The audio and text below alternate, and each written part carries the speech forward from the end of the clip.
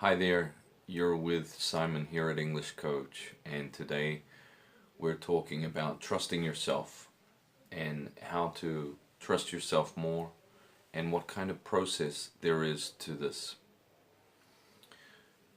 The first thing that I'd like to mention is you can always tell someone who trusts themselves, and usually these are people that have a huge impact on other people. They have good businesses, they have reliable employees, and they also command a lot of respect. The question is, how did they build this up? And how did they become these trustworthy people of integrity? Because if you can't trust yourself, how can you expect anybody else to trust you? That's the question. So as we're going through this subject today about trusting yourself, the main point is for you to consider what you have to do to be able to trust yourself more, what habits you need to form, etc., for you to be even better at what you do or what you're doing currently. So let's go right into the first part, which is your habits. Have you ever noticed that you've promised someone something, but certain habits of yours, either home habits or work habits, have prevented you from actually delivering any kind of result?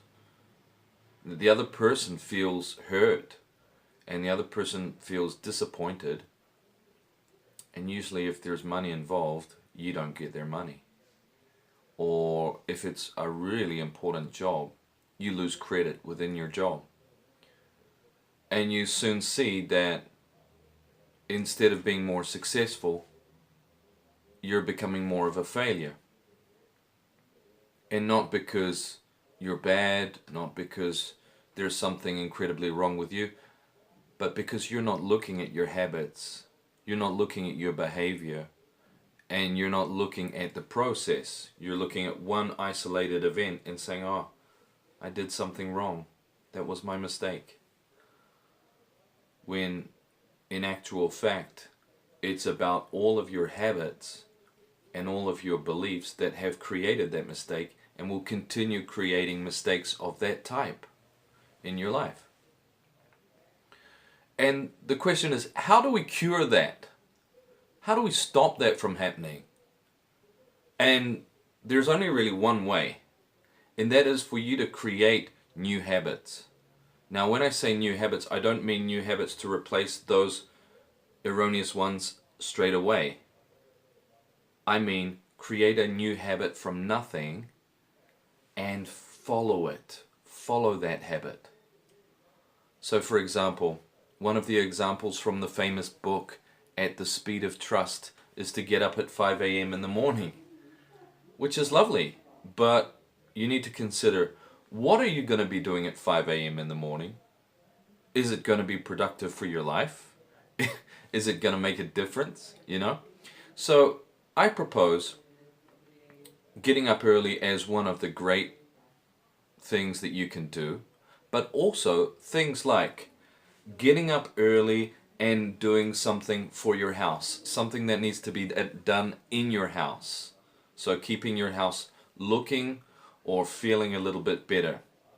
Second thing, day planning. Get into the habit of planning your day early in the morning, planning a few of the most important things. Now these things are maybe 50 or 60% difficult on the scale. They may be more difficult for you if you're starting this, but there can be literally hundreds of different habits. There's crazy guys like me who take cold showers every morning, and then we do meditation, and then we do other things. Habits that are extremely difficult to form, but anyone can do it. It's just a matter of how true do you want to be with yourself. And so I do some of these things.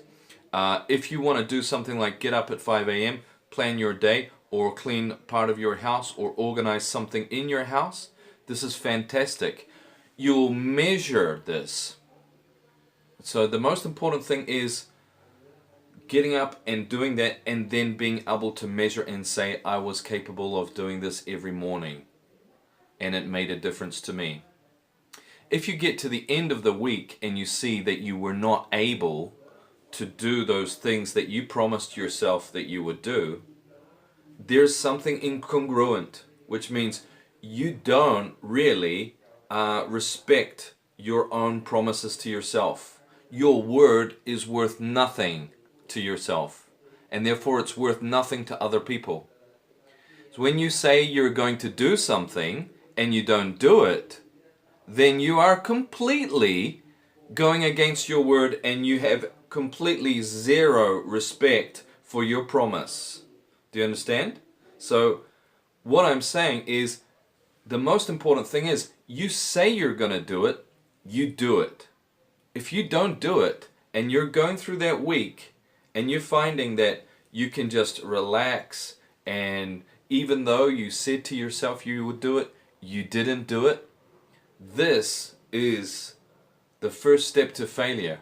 Okay? If you recognize it as a failure and you want to work on it, it's the first step to success. But you really need to stop and look and see, this is not working. This is not actually giving me results. I am being untruthful to myself. Now, over the space of 1 month or 3 months, when you do really promise to yourself to do these things, and then you commit to what you're doing, this new habit, you have integrity in your word. Now this starts to manifest in other parts of your life, and people around you start to understand that you are an honest and person of quality. So first you bring yourself into honesty by committing to your own word, by committing to your promises to yourself. Then when you commit to others, it's not such a shock, and you don't let them down, and you become that person that they can believe in and depend on, which can make you an amazing business person, an amazing person to work with in a company, and basically improve your life. Because people of integrity have a lot of that invisible credit that people with zero integrity don't understand. So I hope you enjoyed this video. I hope it was something that maybe opened a new view in your mind, and that it is easy enough or straightforward enough for you to apply in your real life. Thank you so much. Please like and subscribe, and I'll see you later.